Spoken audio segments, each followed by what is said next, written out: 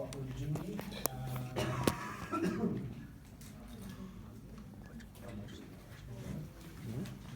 Okay, so again, I'll just go over this. We went through the income statement last day, but recall what we were doing with full company. And full company,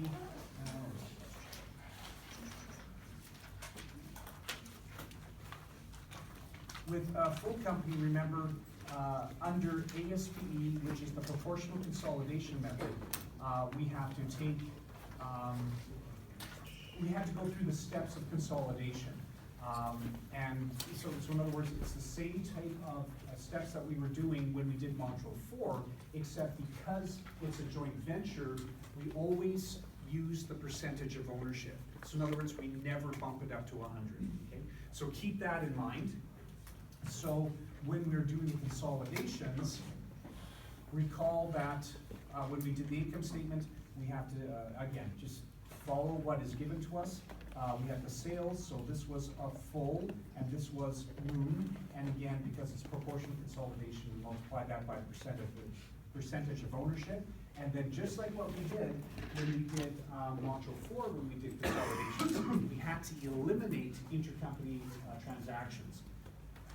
And if you recall from last time, we had to eliminate the sales, but recall the sales were at 120,000, we take 50% of it, right? Because it's proportional consolidation, we always take off, or sorry, we only include the percentage of ownership. So in this case, it's at 50%, so 50% is being eliminated. Similarly, cost of goods sold, that is full, and Moon, their cost of goods sold was at $300,000. And then, because it's the proportional consolidation method, we take 50% of that. Okay, and then we had to do the eliminations. So remember, if we have sales, we also have the cost of goods sold. Cost of goods sold is also at 50%, so that was 60,000. And then we had to also eliminate the intercompany inventory. So again, this is what we did last day. Ending inventory was too high, making cost of goods sold too low, so we had to add it up. Okay, so that's what we did last time. Other expenses,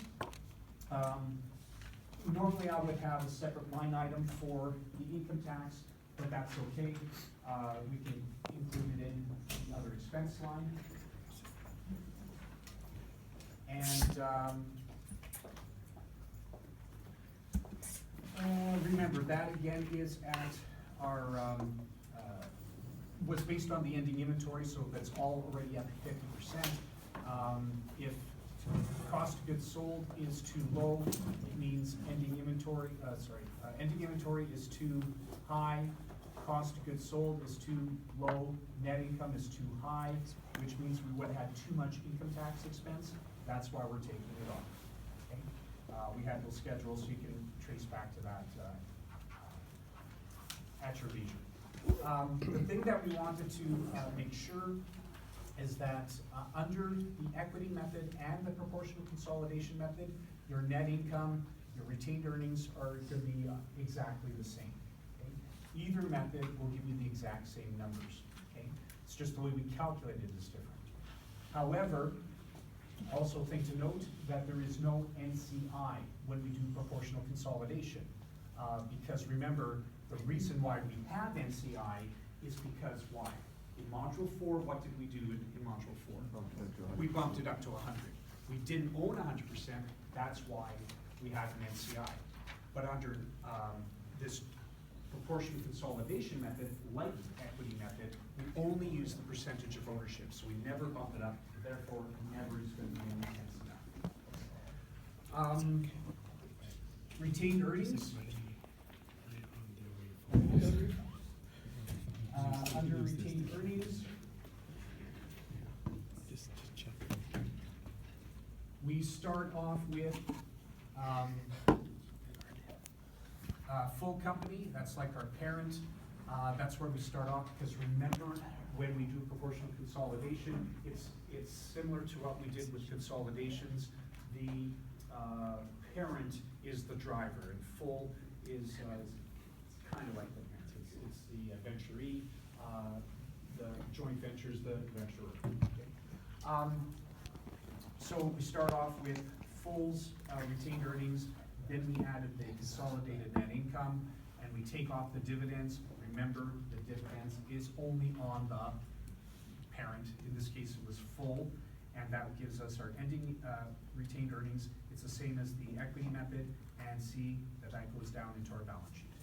Okay. Yep, yeah, this is in the legal notes, yes. Yeah, absolutely. Okay, and then finally, consolidated balance sheet. Well, same thing, because it's the proportional consolidation method, we take full amounts at 100%, but only the percentage of ownership of our joint venture. So 50% of that, and then we had to eliminate our intercompany loans. If you recall, there was amount owing, and again, it was at 50%.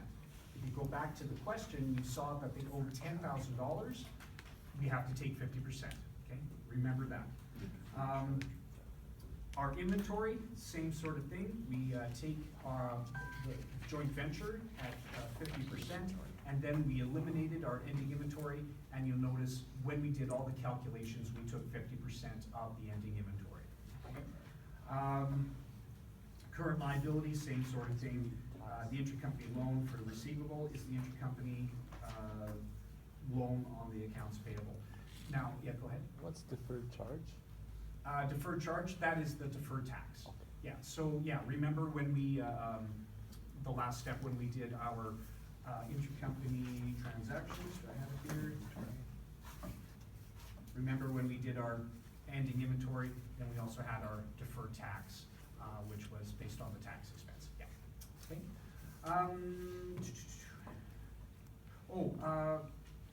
One thing that I noticed on your exams, when you guys were eliminating the accounts receivable and accounts payable, some of you, I think it was this way, some of you took off the accounts receivable, so you subtracted it, but you added it to accounts payable. Remember what's happening here. These activities are not allowed. If they're not allowed, you have to take it away. So if you're taking away from accounts receivable, the flip side is taking it away from accounts payable. So for those who are thinking, well, I have to add it back to accounts payable, that's wrong. We're eliminating the transactions, so therefore we're subtracting it, okay? Okay, any comments on that, guys? Sorry. Yeah. Why did you transfer 50% again? Because this is the proportional consolidation method. Proportional consolidation method for a joint venture, we only take on the percentage of ownership in the joint venture. In this case, it was 50% ownership in the joint venture. Okay? Only 50% ownership in the joint venture, so therefore only 50% of the intercompany transactions are eliminated. Okay? All right. Common stock or the common shares, remember that's like the parent only, and the retained earnings from the statement, retained earnings, and we balance. Okay? So go through this one. Look at your homework question bank. Do another one or two proportional consolidation methods. It's not a huge factor on the exam. It is ASPE, but I could give you a small question or a multiple choice type question on it. So make sure you still practice it, but it won't be a super huge, big component, okay? It's not enough time, okay? However, we move on, and that's the handout that I gave you. Or are we okay, guys, to go forward? Okay. Final's 3 hours. Yes, so it's 3 hours. So yeah, it will, the quantity has to be long to start. Okay.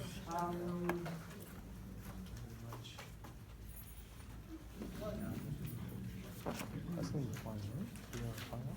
Yeah, it's about 50% of the year. No big deal. Okay. So now, guys, what we got here is your linking of shed. Again, as I'm stressing, the questions that I have up on Moodle with my solutions are great study tools. Okay, I did several things that I uploaded to Moodle, so that would be a great first start when you review for the final exam. Okay? All right, so here we have a joint arrangement. This one specifically is a joint venture, and we have Lincoln and Shed.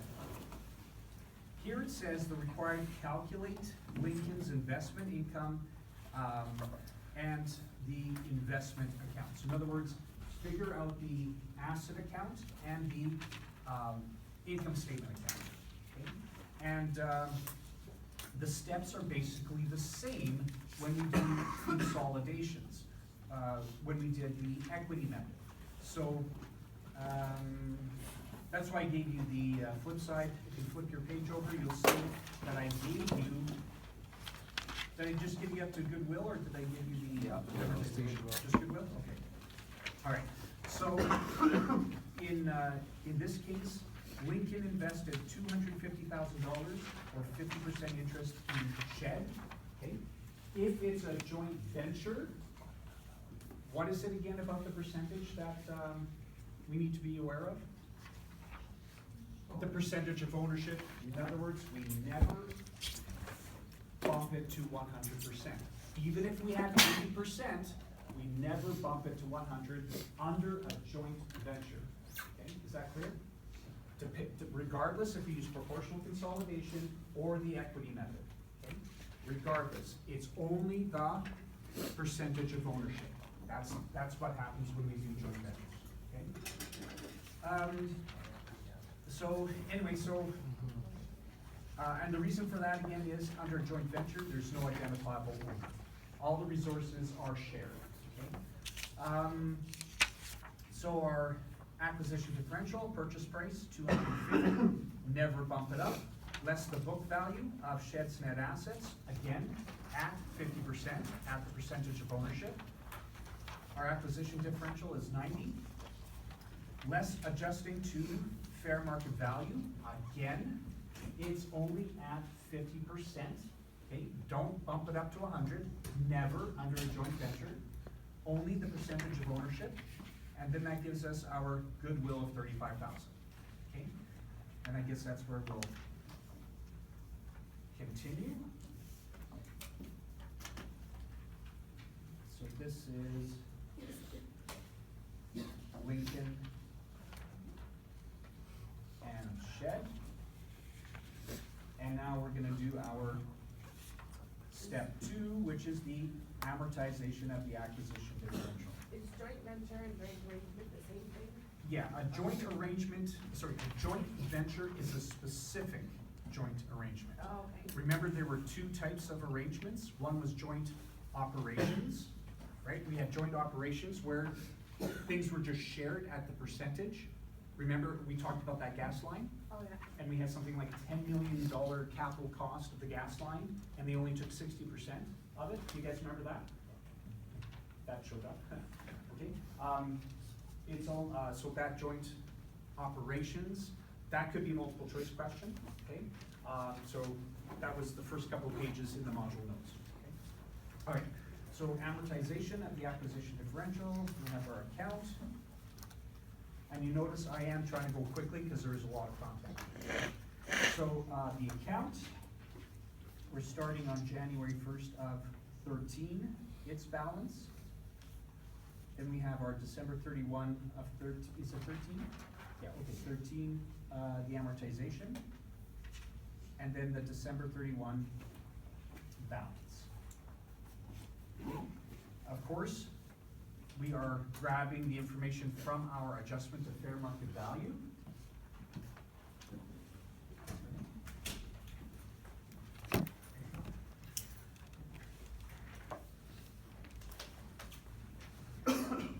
Okay, so going back, you can see that our first account is inventory, right? So if you flipped your page, you can see this. So we're grabbing our inventory.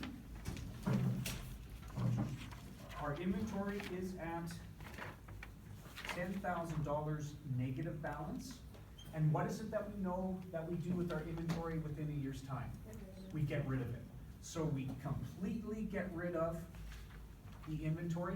That's what, again, I noticed on some of your exams, you didn't do this, okay? You get rid of it. Inventory sold in a year's time, okay? Accounts receivable is collected in a year's time. So you get rid of it within that time period, within that 1 year, okay? The signs are negative, so we keep it at negative. The ending balance is going to be 0. The next one is building. Building, we amortized it over 10 years. That was a positive 50,000, which is a $5,000 per year amortization, leaving us with $45,000 left over. Okay. We also had a patent. That was being amortized over 5 years. That was a negative 5,000, so the negative carries all the way through, right?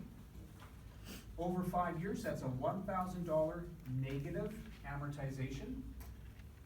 When we subtract it, we end up with a negative 4,000. So far, so good? Okay. Our bonds payable. Bonds payable is 8 years. 8 years, that's $20,000 here. Over 8 years, that's $2,500 per year. You'll notice it's positive. That means it's a debit to the bond, a debit to the bond. And that leaves us with $17,500 left. And then finally, we had goodwill, $35,000. It tells us in point number two, that they had an impairment loss. Had an impairment loss amounted to $5,000. So a loss is your expense. Okay, that was $5,000. And subtract it, we now have $30,000. Okay, we take our totals. And our totals is 90,000, and this 90,000 matches against our what? Acquisition differential. Yeah, that's your acquisition differential, right? That's your acquisition differential. It has to equal to that, okay? The next one, we net the numbers, so negative 10, add 5, negative 1, add 25, add 5, and we get a positive 1,500. Positive 1,500 means we've got additional what? Yeah, expense. And it's in the present. Okay? So when we do our income statement, or the calculation of our income statement, we have to include that. Okay? All right. Then we net the numbers in our balance column. That's 88,500. That's the unamortized amount. And I just want to enforce or reinforce that we're talking about the equity method. Okay, so when we do the equity method, we affect which accounts? Under the equity method. Yeah, the investment income and the investment account. Okay, the only two accounts. Okay, all right. So step 2 is to do the amortization. Step 3 is to do what? The intercompany transactions. Okay. Now, this is the equity method. Okay, the equity method. We're concerned about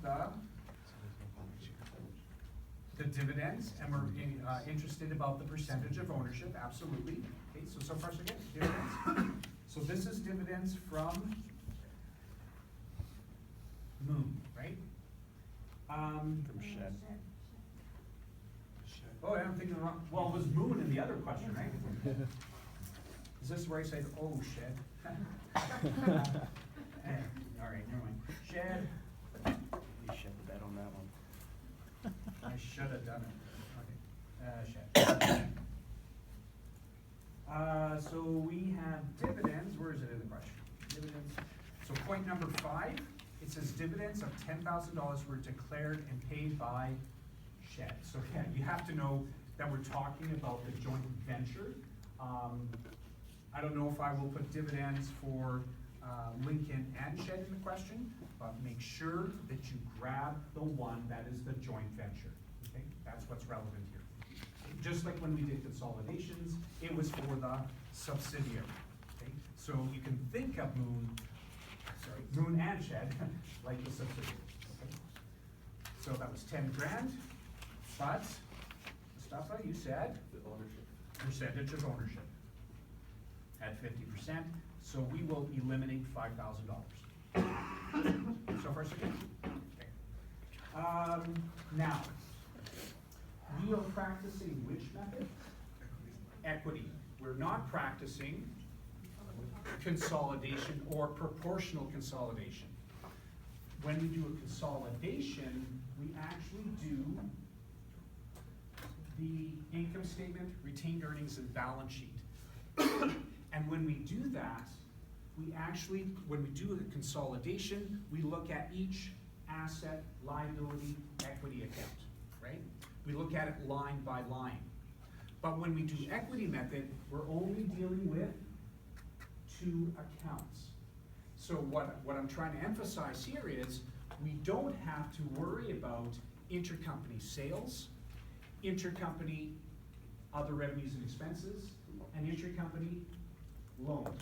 Because loans are accounts receivable, accounts payable, right? Sales are sales, and cost of goods is cost of goods sold, right? But remember, we're only using investment account and investment income. So those sales, accounts receivable, is not investment account, it's not investment income account. So under equity method, we only look at the intercompany inventory, intercompany land and depreciable capital assets, okay? So under equity method, we have to do dividends, and then we have intercompany inventory, land, depreciable capital assets. For inventory, would you be the only ending inventory, or would you be the only? It will be both, okay? We will do beginning and ending, because we have to do journal entries for those. Okay, in this case, we only have the ending, but this would be both ending and beginning, okay? So, yeah, so in this case, we're given inventory and equipment, right? Okay, so, because we're only doing the 2 accounts, investment account and the investment income, when we set up our schedule, we're just gonna look at before tax, we're gonna go tax expense at 40%, and we're gonna look at after tax. Okay?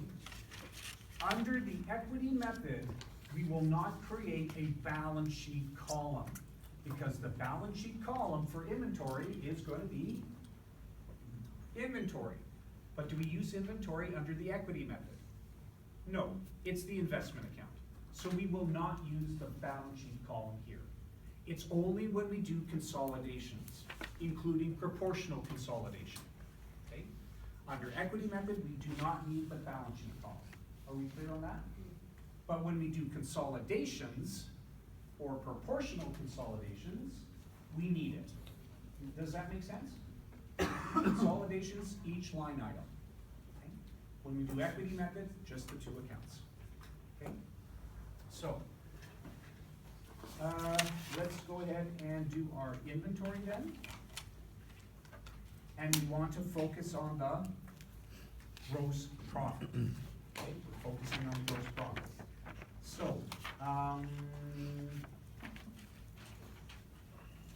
That is point number 3, okay? In point number 3, it says shed sold to Lincoln. So shed to Lincoln, and that is considered a, is it, no, that's not right, because Lincoln invested in Lincoln's the shed. parent. Yeah, so it's, that's the other way around, that's upstream. Is that right? Yeah. You two can teach accounting, okay. And what are we talking about? Our goal is to calculate what? Gross profit. So we are given 10,000 in intercompany sales, is that right? That's what's given in point 3. So one of the first things we ought to do is convert the sales into gross profit. And the gross profit was what, 50%? Is that what it says in the question? Okay, thanks. So 50% gross profit. That will give us $5,000 gross profit. And remember, our goal is to eliminate intercompany transactions. In other words, remember when we had land? We are eliminating gains or losses because why? What did we know about the land? Why would we be eliminating a gain or loss on the sale of land? Because the land was still being held. It was still being held by one of the parties, right? So similarly, inventory, we're getting rid of it, only the portion that is still being held. Does that make sense, guys? When we're eliminating the intercompany transactions of land, depreciable capital assets, it's because the other party is still holding on to it. That's why we're getting rid of it. That holds true for the inventory. If any inventory is still being held by one of the parties, that's the portion we get rid of. Does that make sense? Okay. So,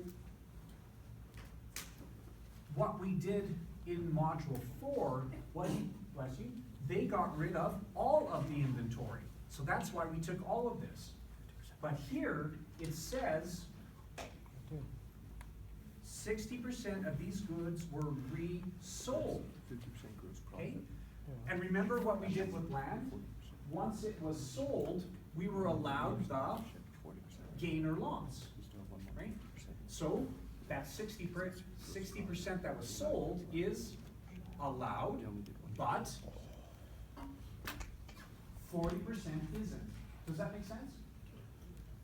60% is fine, because then they can recognize their profits accordingly. But the stuff that remains is not allowed. Does that make sense? So we have to get rid of that. It's only what they're holding on to that we eliminate. Okay? If I left it at 5,000, what is that saying?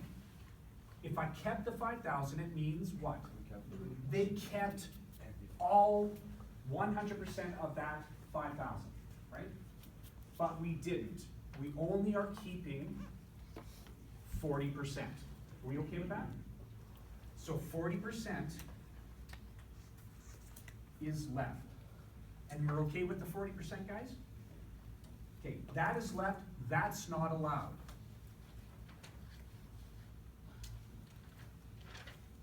That's not allowed. Okay, what is left, what is being kept, is not allowed. Okay? This will give us a 2,000. number, a lovely number. 2,000. That's 2,000, right? That's 2,000 of the gross profit. But this 2,000 represents what percentage of ownership? 100. We only need 50. So the last step is to take this at 50% ownership.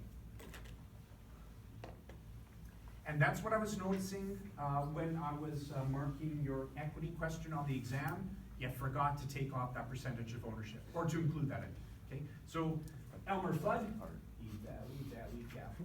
We're doing equity now. Okay, so don't forget, the last step, the percentage of ownership, okay? And that will give us $1,400 for the tax, 600 left over, okay? Now, when we did the before tax and tax expense, the before tax for inventory is what account? This is cost of goods sold, right? This is tax expense. Now, equity method, we're only dealing with investment account and investment income.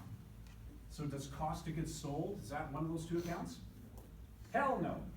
I was gonna say, heck no, but I better not. This is a PG rated. Actually, Michael's watching a heck of a lot of shows, and I'm watching it with him. F-bombs all over the place. I'm going, dang, okay. I said, Michael, you're not saying this. He goes, F no, no, he doesn't. He's pretty good. Okay, so we don't use this. We don't use this under the equity method. Okay, remember, equity method, so don't touch those ones. So the one we're focusing on is this sucker. Okay, that's what we're gonna use when we do the journal entries. So far, so good? Okay. The next intercompany transaction dealt with, Depreciable capital assets. right, depreciable capital assets, the equipment. Okay. Remember, the gains or losses are not allowed. Just like when we talked about inventory, well, the gross profit is not allowed, which is why we're doing the elimination, okay? Those aren't allowed. This case, it was step number 4, is that right? And it says Lincoln to shed. And this one is a downstream transaction. Okay. When did this happen? It says on December 31. December 31 of 13. It says Lincoln sold equipment with a net book value of $30,000 to shed for proceeds of 40. So remember, we need to get the proceeds at 40.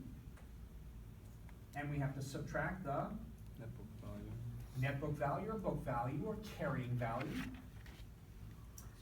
That is your cost minus accumulated depreciation. They gave us neither. They gave you cost. Oh, there's the cost, yep, they do, so cost is 50. What was the book value, guys?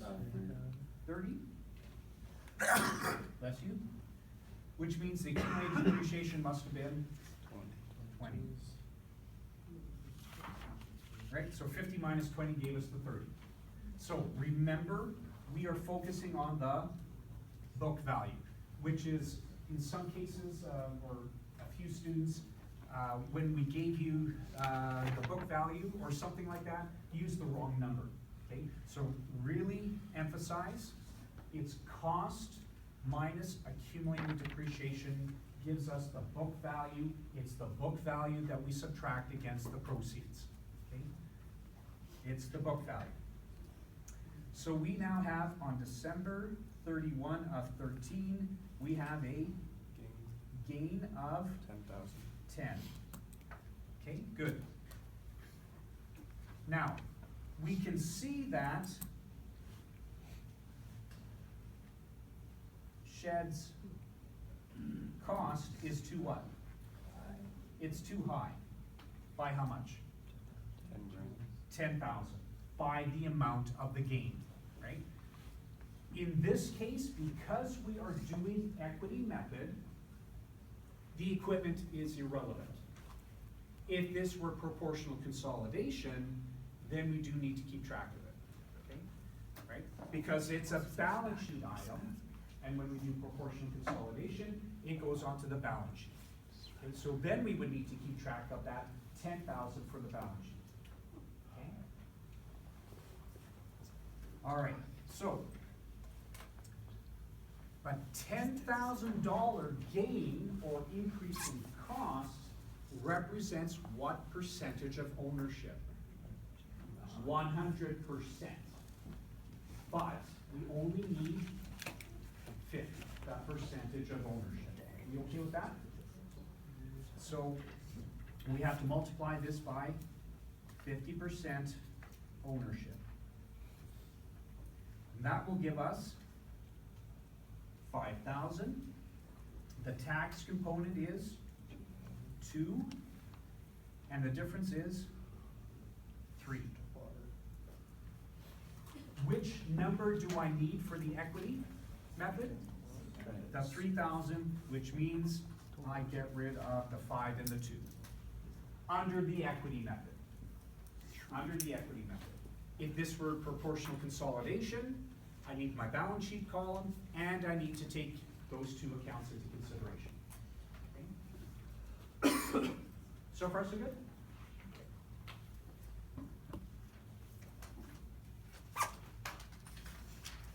Are we having fun? I'm drinking my clear liquid beverage, so I'm having lots of fun. All right. So, the required asks us to figure out the investment income and asks us to find the investment account. So that means, at least the way I demonstrate, is that it's time to break out the wine, because it's journal entry time. You're welcome for that on the exam. I still have to go back and see if somebody actually got that wrong. Okay, so you don't have to do the journal entries if all you're asked for is to do the calculation of the accounts, but at least we get it by doing it that way. Most of you, when you did that on the exam, you did do the journal entries in, so that's fine. All right, so here's our journal entries. We're gonna go January 1 of 13, and we have to start when? The purchase, or the acquisition. So, we'll start at the beginning. So this is gonna be a debit to what? Investment in shed. Good. Investment in shed. And just to reinforce, we're making an investment in a joint venture. Okay? A joint venture, that is shed, was created as a separate legal entity. Okay? So that was created, so those people who made that investment into shed can share the resources and the risks and benefits and the whole bit. So shed is a legal entity. When we did consolidations, it's not a legal entity, right? So here, under this joint venture, under the equity method, we have created, or even when we did proportional consolidation, we created an actual business, a legal entity. Okay? In this case, they called it shed. In the previous example, we called it Moon. So far, so good? It's an actual entity, and they share the resources. Okay? All right, and how much did Lincoln pay? $250. $250. $212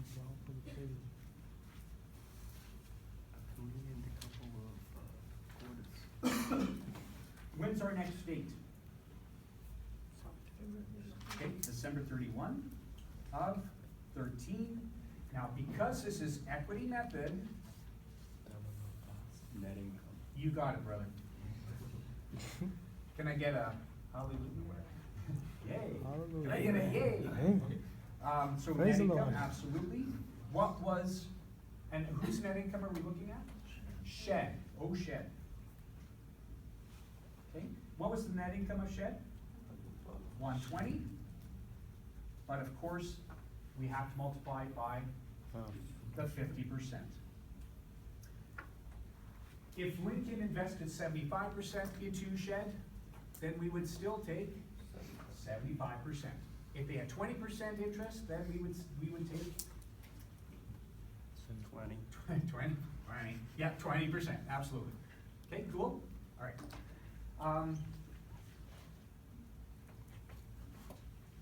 So what happens? If there's a net income, what does that do to the investment account? makes it go up. It's more valuable, it's more valuable. So we're gonna debit the investment in shed. And we're gonna credit investment income, good. Investment income, at 60,000.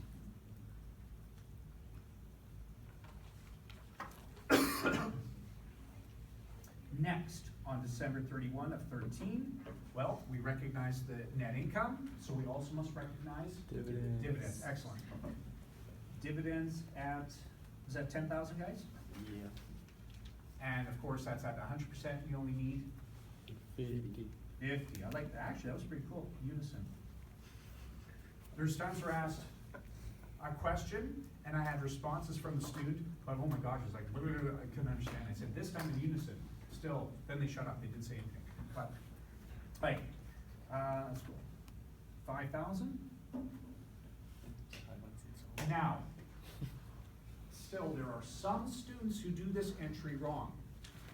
If you are Lincoln, okay, parent, I use in quotation marks loosely, so how do you do loosely? Slanting over it. Loosely. Lincoln is gonna get what from shed? Cash money. Hallelujah, brother, right? They're gonna get money, okay? So if you make an investment, it doesn't matter who you are, if you make an investment in shares, if you will, you're going to get cash in the form of cash dividends pertaining to this course. So you are always going to debit cash for the dividends. Okay?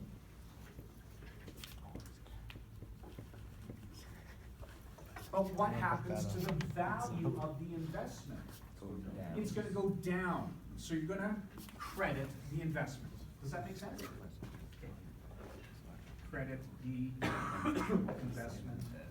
I like these great numbers. It's like dancing in the money. JV for joint venture, okay? All right, next, we have to do the additional expense. This is December 31 of 13. That's your amortization of the acquisition differential. Okay, amortization of the acquisition differential. And when we looked at it, when we prepared it, we have additional expense. Okay, but again, because we're only using 2 accounts under the equity method, or pretty much 2 accounts under the equity method, the closest account to an expense account is our, the investment income account. So we're going to debit investment income, and we're gonna credit Investment in shed. Joint venture. investment, absolutely, in shed. That's our joint venture, a legal entity, okay? What was that, 1,500 guys? How we doing? How you? You did that anyway. How you Joy. doing? Joey, oh, did he? Yeah, of course, naturally, how you doing? Should I put that on? Hey, I can put things on this exam, all right. Who said, how you doing? Some Italian guy. What's the sequel to MC Hammers Don't Touch This? Mustafa, is there any sort of how you doing version in Lebanese? Nothing that's flattering? Nothing, No, no, okay. no, it's usually insult. It's an insult, okay. Good to know. Next time you visit Lebanon, don't ever say how you doing, you'll be slapped or whatever. Right, next, we do one. Right, so now the intercompany transactions, right? So now we have December 31st of 13. This is our ending inventory. Now, you did ask if we had beginning inventory here. Absolutely. You would do an entry if you had beginning inventory, because that will have a bearing on the investment, more specifically has a bearing on the income account. So you have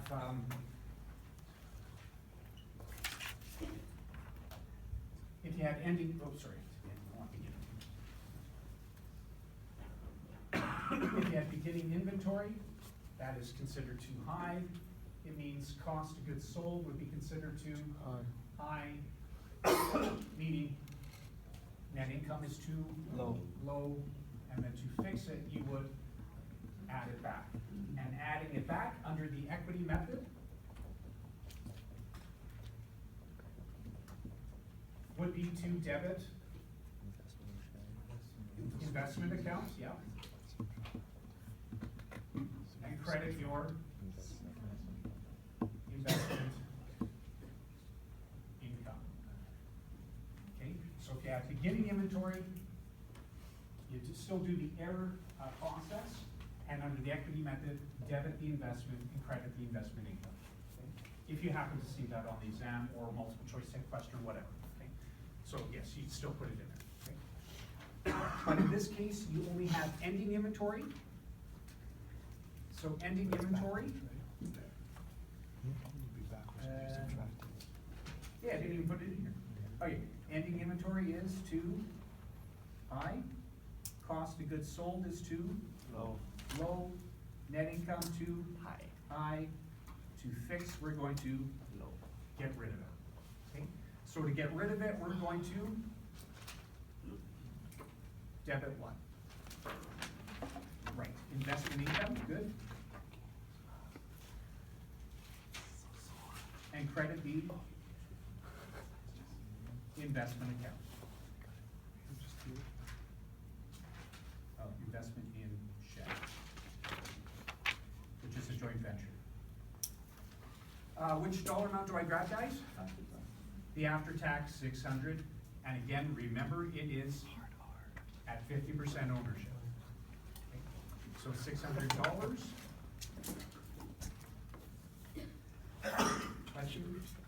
And then we do our, especially you. was that a gain on the equipment, guys? Yes, sir. Yes. So we have a gain on equipment. Well, remember, gains are too high, meaning net income is too high, meaning to fix it, we have to subtract or get rid of it. Okay? So that means we will debit, good, investment income.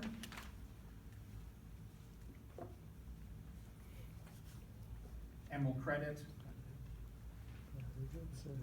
investment in Shed, good. Investment in Shed, that's our joint venture. Survey says, which one do we grab? The 3,000. Good.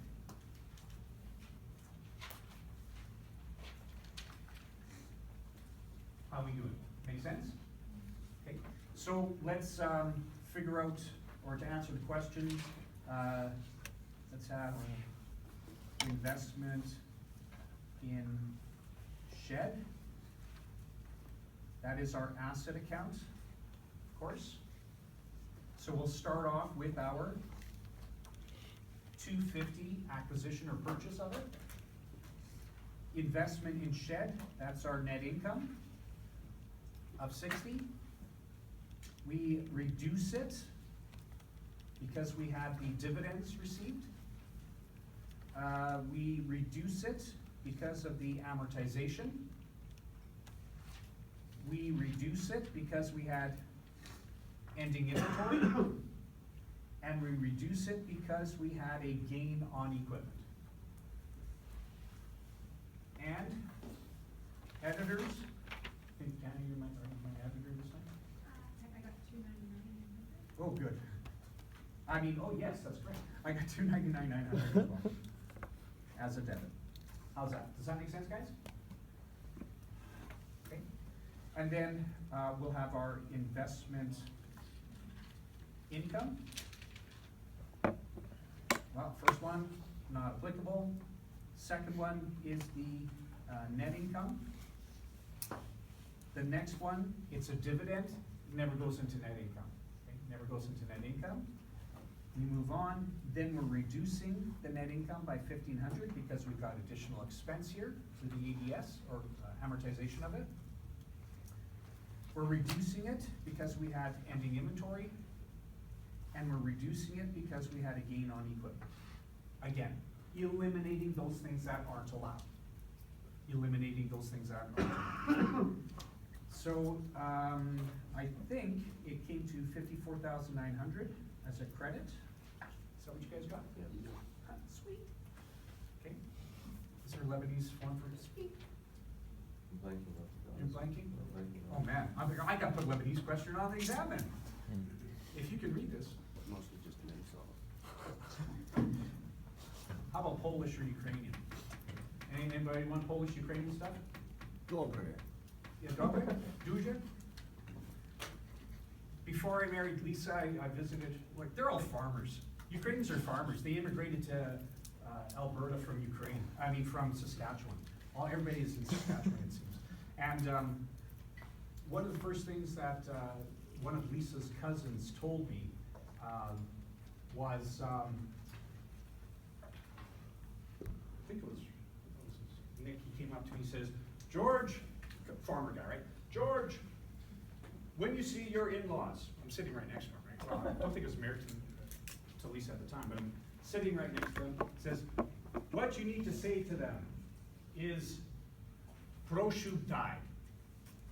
And no, it does not mean please kill yourself, although maybe you're looking at it. But no, it says, please give. That was the first Ukrainian terms that I learned was please give. And they didn't. So maybe it was my accent. So brown people, go up to a Ukrainian and just say prošu die. And so what happens. Or brown people say, I don't know, Don't look at me, alu. Mustafa. Alu. How's that? Alu? Don't look Potato? at me. Is that right? Alu is potato? Gobi? Grain. My favorite foods. Anyway, I'll put those on the exam. All right. So far, so good, guys? Equity method? Okay. Potato, but it's also with the big toe. Another thing I like to mess around with, no exams, and I say, please turn hats around. In one of my 206 classes, I had some Sikhs who were wearing the turbans. So I went to them and said, you gotta turn your hat around. That's fun. When you're instructor, you get to mess with people. Yeah. Well, I wouldn't tell them. All good, guys? Okay. They actually came up to me in graduation and said, thank you, sir. Just kind of.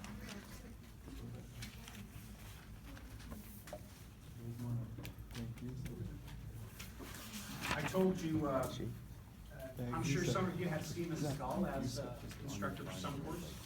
Prošu die bonus. I think I might have told you I had her father for my algebra course when I took a course in university. And Seema's father is brown. I didn't know that. Well, I didn't know Seema, well, anyway, the point is, he's brown. And the first thing when he came into class, I'm sitting there and he says, Guten Morgen. Brown person speaking German. I thought that was freaking cool. Later on, I found out through Seema that her mother is German and her father is East Indian. I thought that was really cool. So he inspired me to at least say good morning or hello in different languages.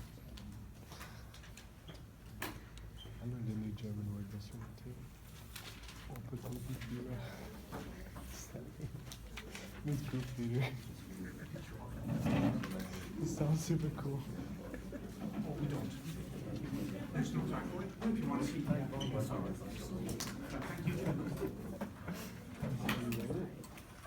Let's say Russian. Greeks is the same alphabet too. Greece sounds like a different one. It looks the same. They got like omegas inside of it, like they got like this character.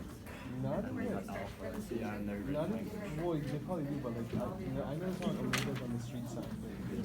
that's because it's one of those ones that's like a miyake sound. Like it alters the sound of another letter. So it doesn't actually have the sound itself. So you have to It's just the bedroom, we're not doing like anything big right now, we all got But set. So the now, difference like,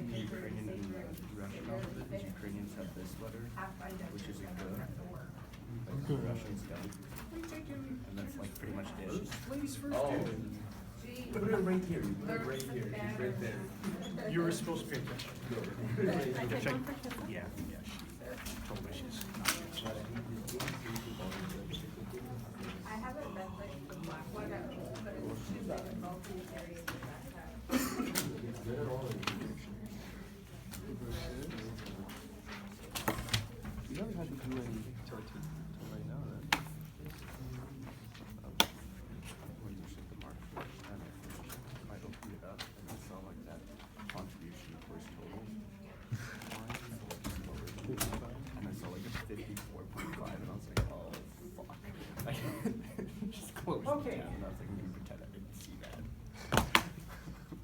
So what we're doing here now, so now we're done with joint ventures. So again, joint ventures, ACCT, proportional consolidation method, IFRS, the equity method. So we're done with that now. What we're doing here now is what happens, another consolidation issue, when there are preferred shares in the shareholders' equity. So when we have preferred shares, we basically, well, remember when we do consolidations, we basically have the 7 steps. Anybody remember the Star Wars movies? And you know how you felt about the prequels? Yeah. Well, you can think of preferred shares as the prequels like, of the Star Wars franchises. You know? So even though it sucks, you still have to live Jar with it, Jar. deal with it. So what we have to do is we first have to adjust our shareholders' equity to get rid of those things that suck. Okay, so in other words, we have to get rid of the preferred shareholders. So, well, it doesn't really suck, but that's what we have to do. We have to get rid of the preferred shares, and the equity that's linked to the preferred shareholders. Never seen Star Wars. So, I just saw a fan theory on there. It's like,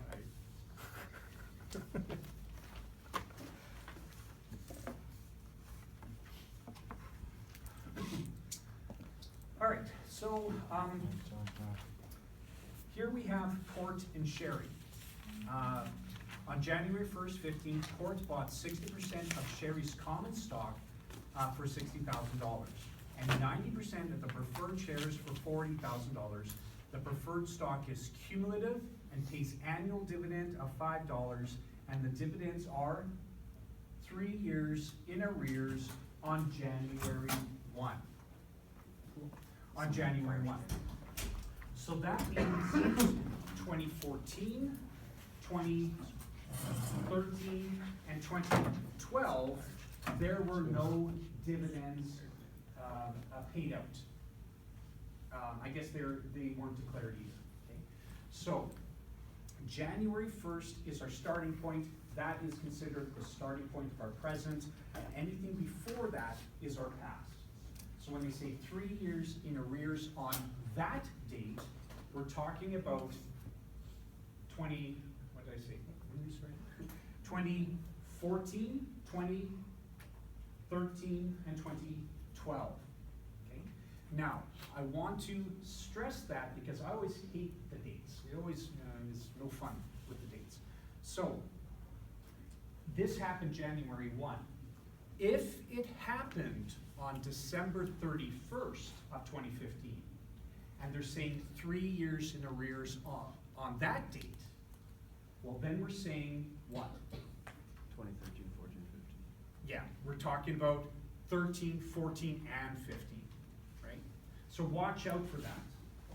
Okay, some of the questions they have it, they're in arrears at the end of the year. Well, if it's at the end of the year, well then you include that year because it was from January to December. That's considered the 1 year. Okay? Watch out for that. But here, because it started on January 1, we're looking at 14, 13, and 12. Does that make sense? Watch out for the dates. I hate the dates, that's why I have to mention them. All right.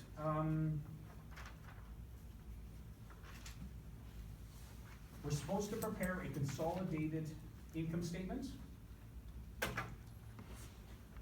So basically, it's the 7 steps to consolidation with the prequel. Okay? Let's put down what we know. This is port and sherry. We have preferred shares and we have common shares. So we know that on January 1 of 15, we have port makes an investment in sherry. Okay, so we're basically doing what we did in module 4. I like to note my preferred shares first because they're preferred. So I'm gonna note this one first. And it says there is 90% ownership in those shares. And they spent $40,000 to obtain 90% of the preferred shares.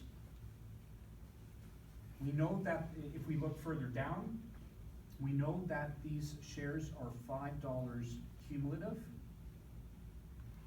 We know that it is 3 years in arrears. We know there are how many preferred shares outstanding?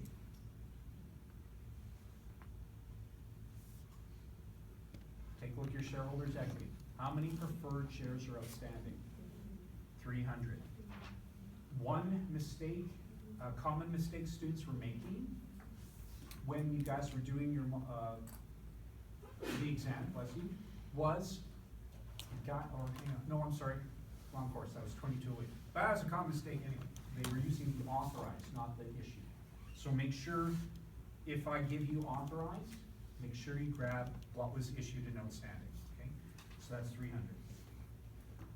300 preferred shares. They say redeemable. That's too many letters, so I'm just gonna put down the call price, 105.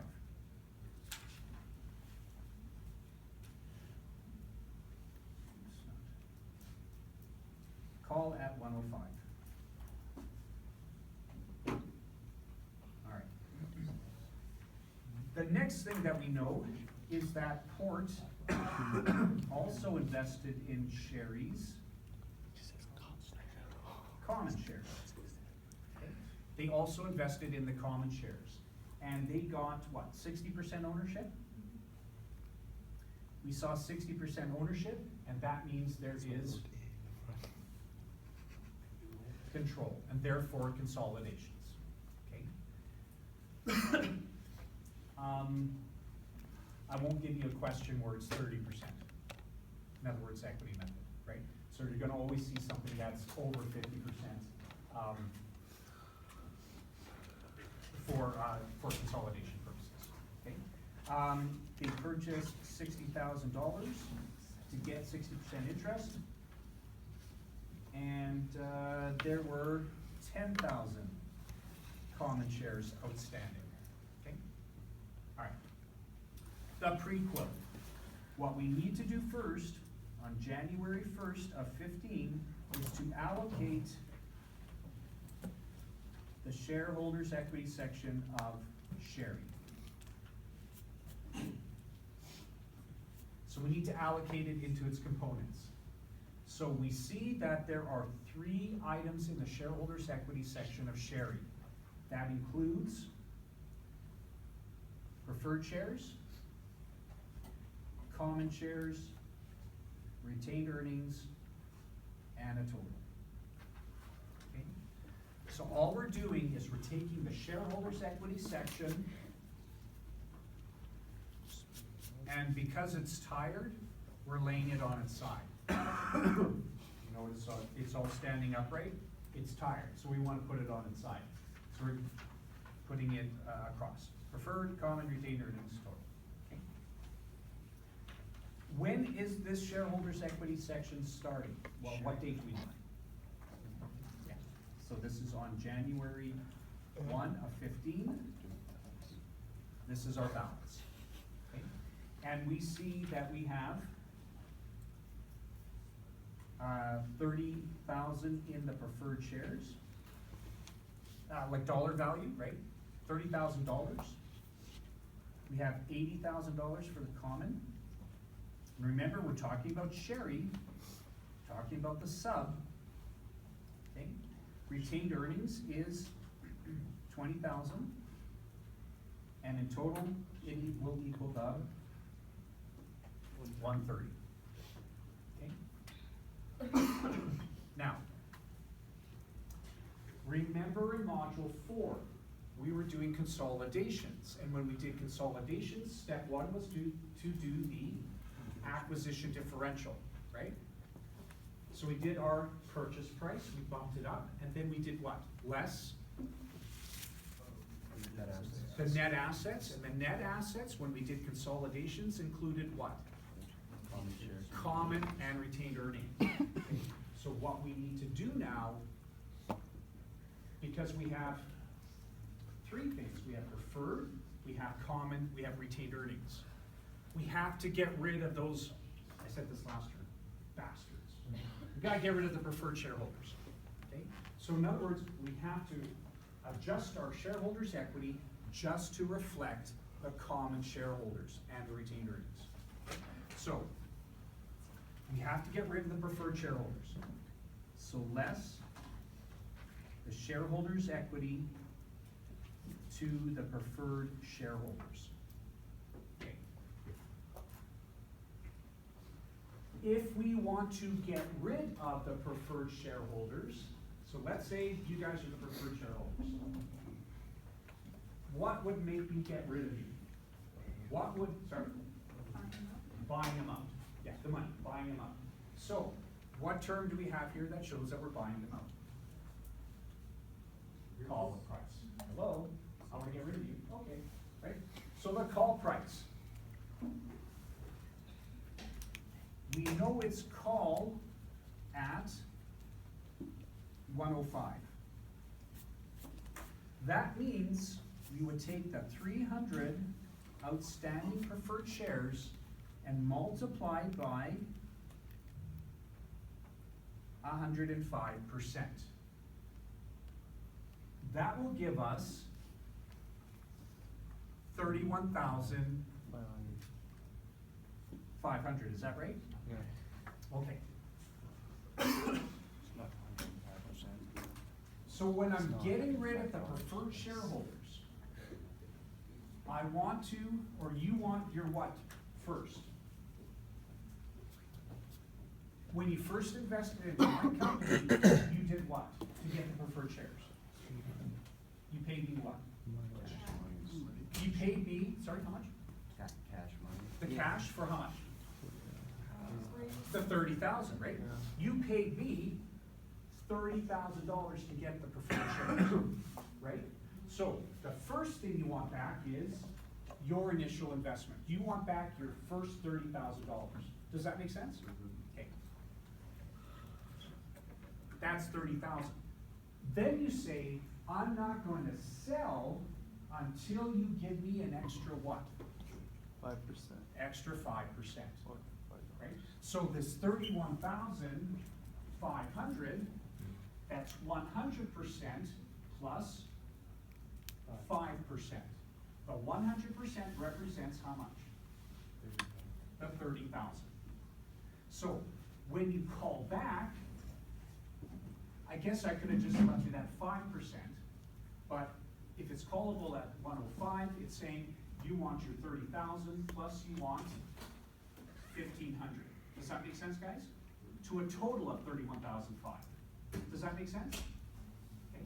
So what I'm gonna do here is I'm gonna take the 31,005 and subtract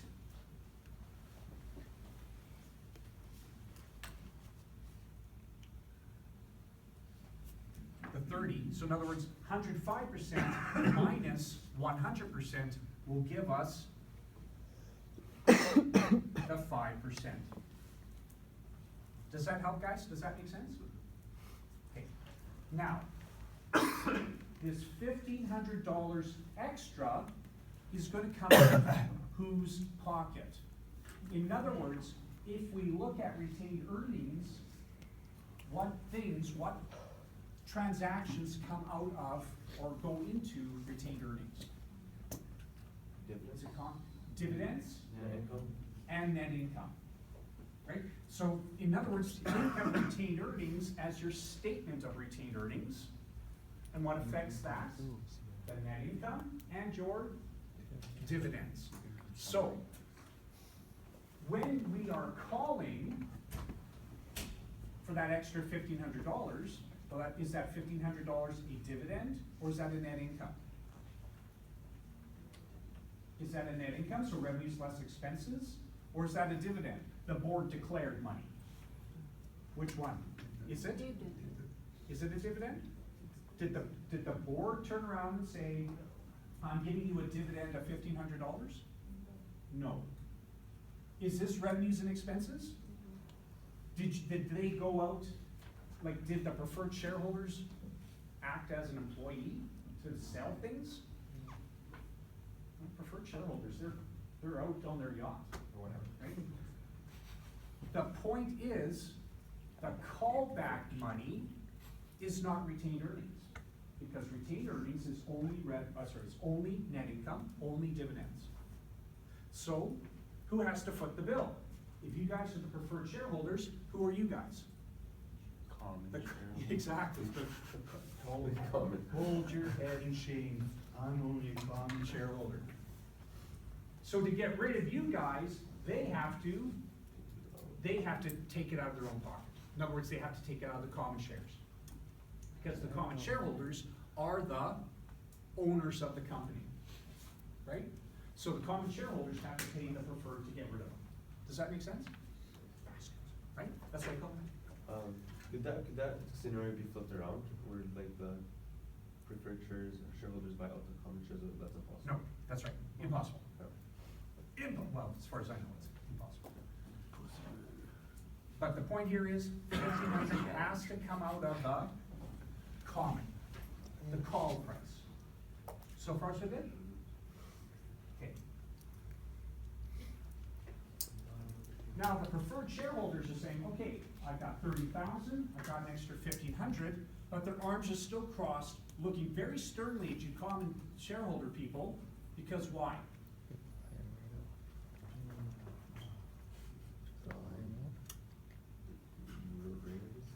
Sorry? No, I think you were on the right track. 3 years. 3 years. Yeah, the 3 years in arrears. Arrears? That's why I had to say. I told you, I did my accrual thing in front of Derek, one of my, I did this when he was my intro student, and I did that when he was my intermediate student, but I didn't realize I was so close to him, so when I did this, I went, whoa. I learned. So I didn't do this in front of anybody else. Oh, you did. Yeah, so in other words, the preferred shareholders, they got their initial investment, they got their extra dollar for the call price, but they still want their dividends. So don't forget, you still have to get rid of the dividends that are in arrears. Okay? So,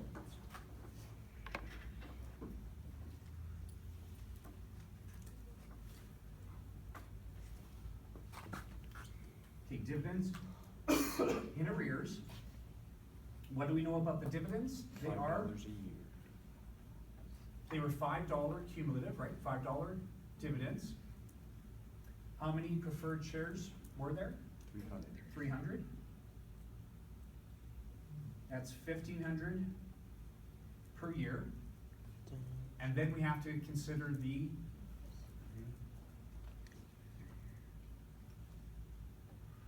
3 years in arrears. So far, so good? Well, that will give us 4,500, right? Now, 4,500 going to the preferred shareholders is how, which direction is that going in terms of the money? Is that going up or is that going down? To the preferred shareholders? Yeah, it's going up, right? So, to get rid of them, to get rid of the preferred shareholders, we have to pay them back their initial investment. We have to pay them their additional component on the call price.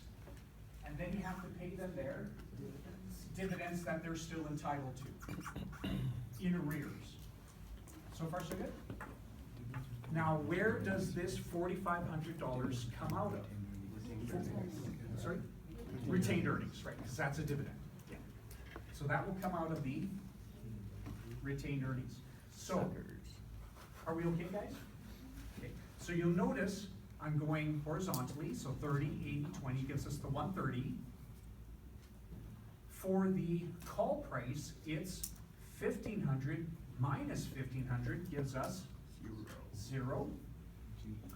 The dividends in arrears is 45 minus 45 gives us zero.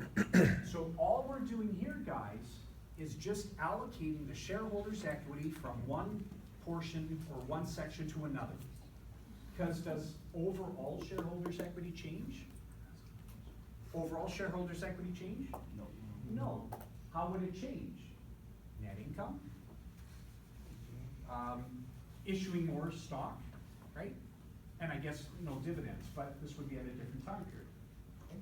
So, at that point in time, all we're doing is taking that 130,000 and grabbing it and moving it to different sections of the shareholders' equity section. The overall dollar amount is not gonna change. All we're doing is reclassifying it from one section to another. Does that make sense? Okay. So now we have what is allocated shareholders' equity of Sherry. And this is still on January 1 of 15, right? We haven't moved anywhere in time. All we did was move the monies from one section to another. Okay? So what do we have?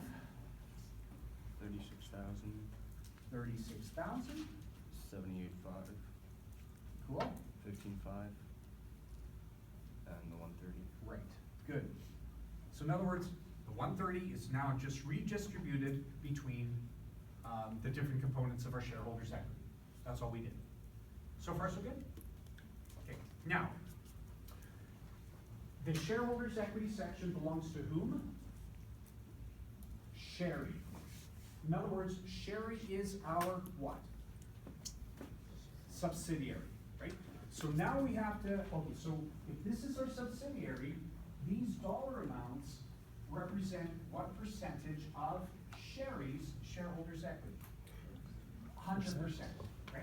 That represents their 100% of their shareholders' equity. But now we have to start thinking consolidation. And that means we now have to think about us being port. And now we have to grab our cut. So, times the percentage of ownership. Okay, so we'll do preferred first. What percentage of ownership do we have in the preferred shares? Times 90%. Okay? And that gives us what, 32,004? Okay. Now, let's just chill for a There's a minute. relationship there. Our objective is to prepare what? An income statement, but in other words, it's the, what type of income statement? Consolidated, okay? When we do consolidated financial statements, our step one was to prepare an acquisition differential schedule. Which means we had our purchase price, and then what did we do? Bump it up to 100%. And then what did we do? Subtract net assets at 100%. What makes up the net assets? Common shares and retained earnings at 100%. Right? When we did our acquisition differential schedule, we had our net assets, we had our retained, we had our common shares and retained earnings at 100%. So that's why we're leaving it at 100%. But we don't bump preferred shares to 100% because preferred shareholders are not the what of the organization? The owners. So we leave it at the percentage of ownership. If it's 10%, 1%, 50%, 40%, whatever, 80%. We leave it at the percentage of ownership for the preferred shares. But we bump it up, or we leave it at 100% for the common and for retained earnings, because that's what we did when we went through the steps for consolidations. Does that make sense? So leave the common shares, retained earnings at the 100%. We good? We bad? We bad? Really, really bad. Okay, 78,500. I put percentage of ownership. I'm also gonna put down control, because when we had control, we bumped it up to 100. Okay, If your retained earnings be 15.5, not 78. you're right. Just checking to see if you're paying attention. Yeah, thanks, Karen. 15,500. Okay. So far, so good?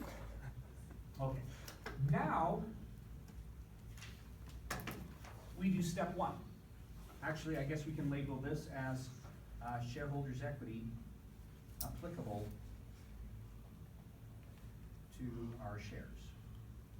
It's not necessary that you have to label it, but that's kind of what's happening here, okay? So 32,400 is applicable to the preferred shareholders from Court's point of view. And so on. Okay, so now we can do the original trilogy of Star Wars. Step one is to prepare our acquisition differential, but now what we have to do, guys, is we have to do one for the preferred shareholders on January 1 of 15, and I'm gonna do my common shares on the right, so leave a little bit of room. Alright, so when we do a ADS, we're gonna put down what? Purchase price. Purchase price. What's the, and again, it's the preferred shares, so at what percentage? 90, good. And they paid, what, 40, is that right? Okay. Because they're the preferred shares, we never bump it, right? We never bump it up.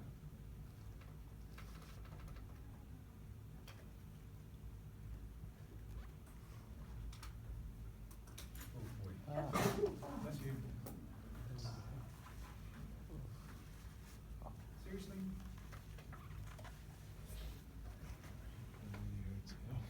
Hey, oh.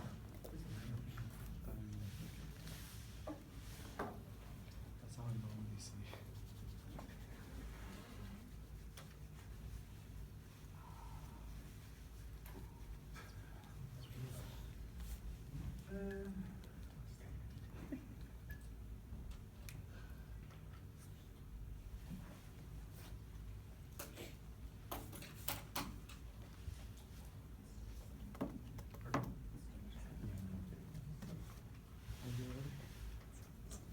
Did you watch the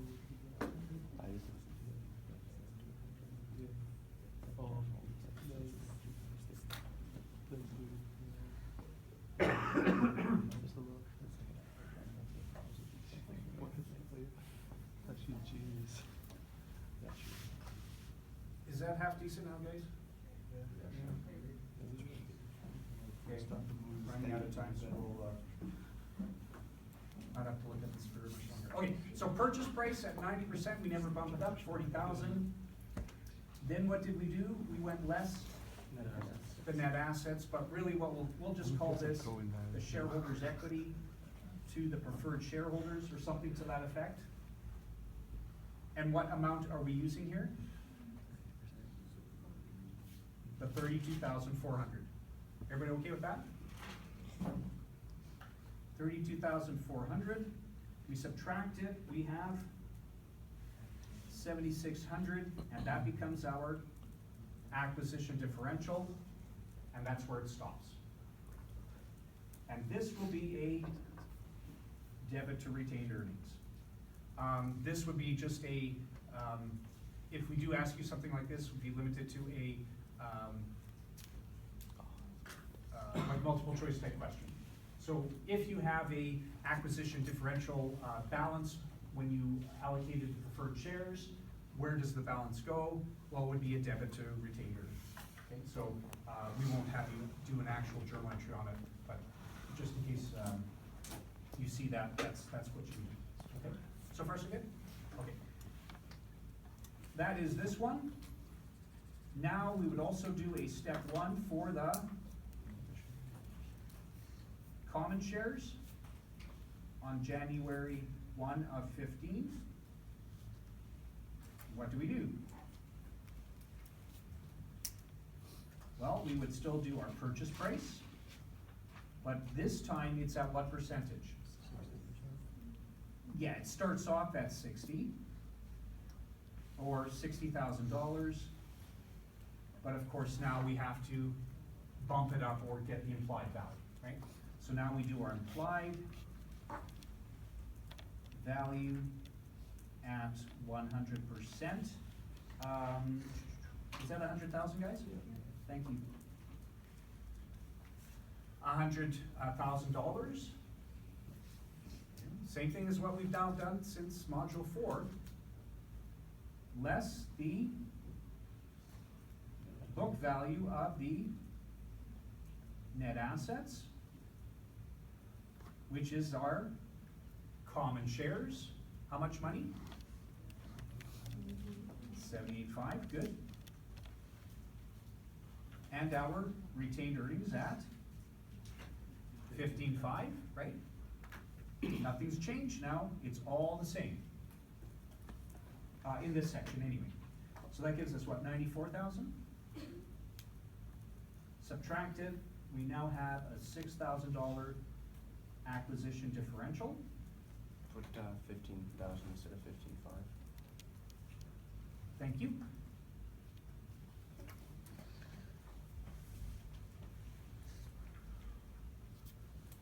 That should be 94, is that right? Yeah. Okay, thank you. Now what do? We go less adjust book value to fair market value, correct? And what does it say here? Sherry's equipment had a fair value that is 4,000 greater than the book value, right? So our equipment, which gets depreciated or amortized over 10 years, is 4,000 greater. In other words, it's too high, so we'll leave it as a, we need to increase it by 4,000. The other one is dividends. These say cost method. They had the intercompany sales. They have the, oh, I'm reading the wrong one, aren't I? No, that's the right one.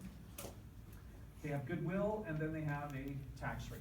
So that was the only adjustment to fair value. We subtract the two, we get 2,000, which is our goodwill. So just like what we've done in module 4. So far, so good? Okay. Next, we do our step 2. So now, guys, this aspect of preferred shares is pretty much done. So our subsequent steps are basically what we've done. There's a little bit of modification that we'll look at, but we'll start off at the beginning here. So we eliminate our intercompany transactions. Because it's consolidations now, we have to look at dividends, sales, other revenues and expenses, intercompany loans, and then the inventory, land and depreciable capital assets. Because it's consolidation, now we have to do the full-blown 7 steps. What about our AUDS? Step 2 is supposed to be ADS. You know what, I must be getting that tired, because how many mistakes I'm making? Yeah, we still have to do the ADS. Yeah. Yeah, isn't it? We all worried. And everybody, Yeah, I know. It's like, whoa. Oh, it's I said it's exactly the same. I just so badly want to do that dividend thing. Yeah. Sorry, guys, I guess I must be getting tired. So step 2 is the amortization of the acquisition differential. Yes. Or two things here.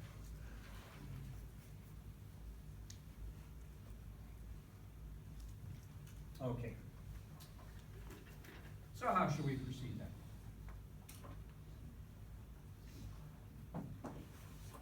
Great, the account name. Then we have our January 1 of 15 balance. Then we have our what? Yeah, thank you, December 31st, 15 amortization, is that right, guys? Okay, and then we have our December 31, 15 ending balance, is that right? Okay. Which account do we use, or do we have here, guys? Thank you. Equipment, over, is that 10 years? Yeah. Okay. We have what, $4,000 as our opening balance, is that right? Yeah. Okay. Over 10 years, that's 400, is that right? Yeah. Okay. And that leaves us with 3,600 left. Good go. Is that right? Yeah. Okay. The other account that we have to look into is the goodwill. Thank you. Goodwill is at 2,000. Yeah, point number 5, guys, do you all see that? Point 5 says there's an impairment, and an impairment means it's a loss, which will go under which column? The amortization column, good. A couple of people put it in the wrong column on the exam, on the midterm. So if it's an impairment, that's your expense, okay? So that will go under the amortization. That leaves us with what? 500, right? And our balance is 6,000 here. That is 1,900 here. And we have what, 41 left, is that right? Yeah.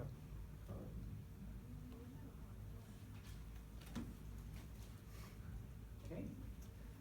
What's the one that we need to label? I guess we can label them all. Amortization. Acquisition differential is the 6. Additional expense, Additional expense is the middle one, good. unadvertised account. And the unamortized, which goes through NCI. NCI, good. Okay, yeah, Do we keep that at 100%? yep, yep. Consolidations, absolutely.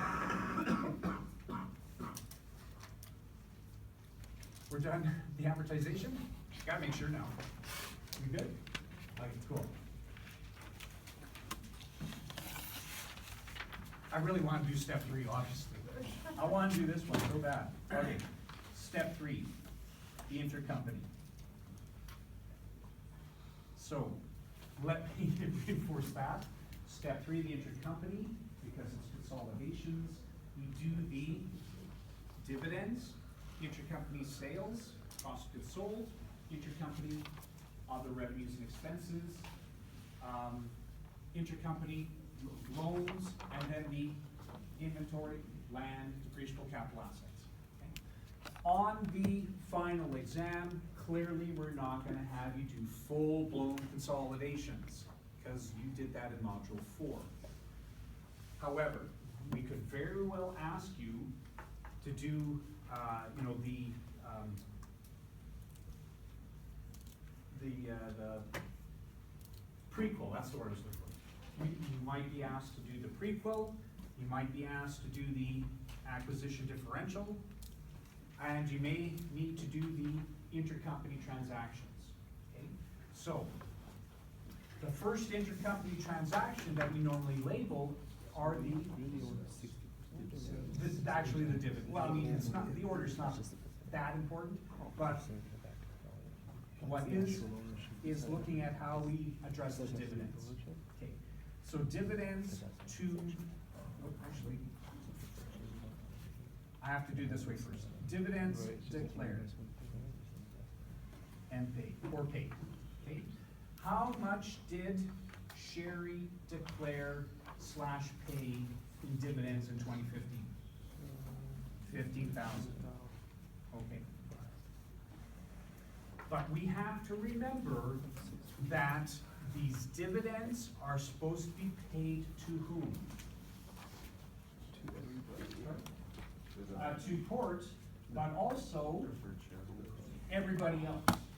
And so yes, we have to take into consideration the preferred and the common, right? So the first thing that we have to do here is get rid of the preferred, okay? So remember, these dividends declared and paid, I'm just gonna say loosely, December 31st of 15. So that's this existing current time period. So we have to get rid of the dividends to those shareholders. So we need to put down to the preferred shareholders. We know that the preferred shareholders are $5 cumulative, is that right? How many preferred shares do we have? 300 preferred shares. That is 1,500 per year. At this point, we can't forget about our arrears, okay? Remember, if they're entitled to dividends, we have to get rid of the dividends that the preferred shareholders are entitled to. So, how many were in arrears? 3. That is 4,500, correct? Sorry? But then this year, right? That's right, that's the point. So remember when they were in arrears. They were in arrears starting on January 1 of 15. That's what I'm saying, 14, 13, and 12, right? But then we had January 1 to December 31, which is current, the current 1 year. Okay, are we all right with that, guys? So if you went 1,500 times 4, I'm okay with that. But that's the point. These are the ones that are in arrears. And then we have, which is our current year. Are we okay with that? That's the current year, January to December. Make sense? Okay. That will give us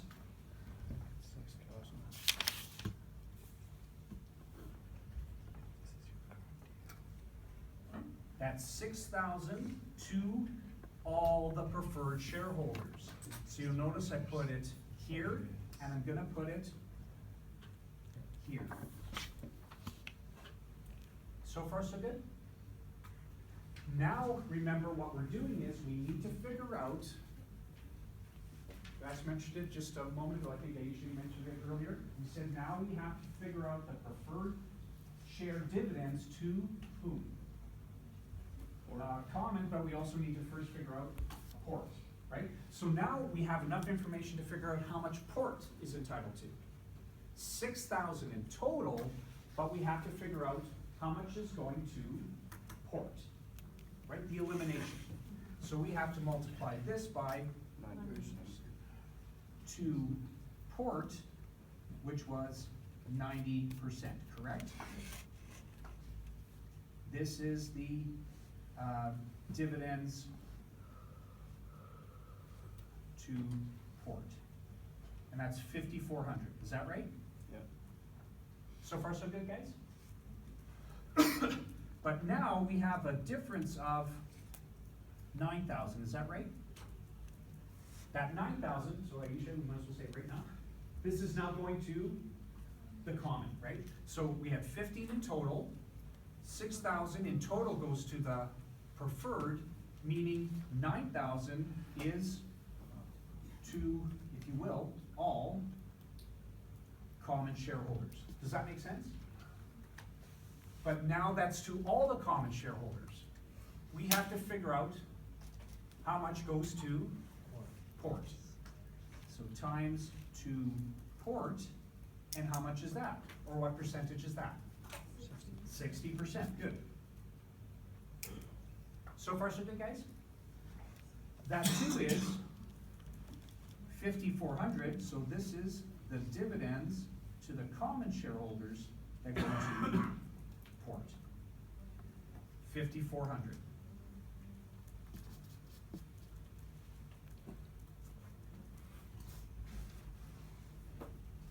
So the total dividends going to port is 5,400 from the preferred, or going to the preferred shareholders.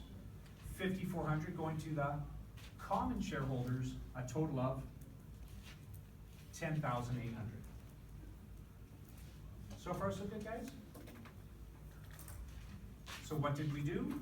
Well, 15,000 in total dividends were declared / paid. Going to the preferred, they're cumulative, so we have to take off the arrears and the current, that totals 6,000 in total, leaving 9,000 in total going to the common. Port gets 5,400 of that, and port gets 5,400 of the common, a total of 10,800. So far, so good? Okay.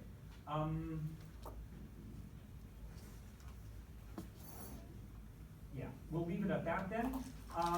This solution should also be up on Moodle. We have that hour class on Friday, so we will go fairly quickly through this as quickly as we can. But try the attempt on this. What I just want to point out is when we do the calculation of consolidated net income, you'll notice from the subs point of view, we have the preferred and we have the common shareholders column. So when you take a look at the solution, you can see how this is being handled. I'll explain that in more detail in Friday's class. But have a look at that, practice it, and I'll see you Friday. Okay? Do you have class right now? You want to try this? You want to try this? Okay. You guys want to retry this? Yeah, you want to? Let me move my car first. You'll be fine. I gotta go upstairs, sorry. Yeah.